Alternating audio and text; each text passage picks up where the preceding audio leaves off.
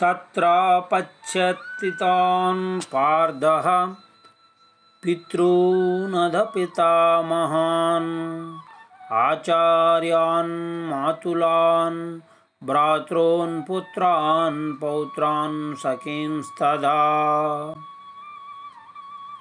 యుద్ధరంగంలో అర్జునుడు తన ఎదురుగా ఉన్న ఇరుపక్షముల సైన్యములను చూచాడు.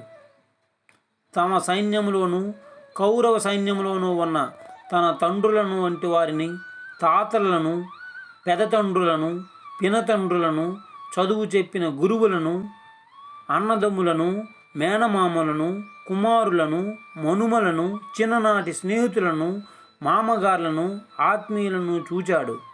అంటే అర్జునుడు ఎదురుగా అతని సమీప బంధువర్గం అంతా నిలబడి ఉంది.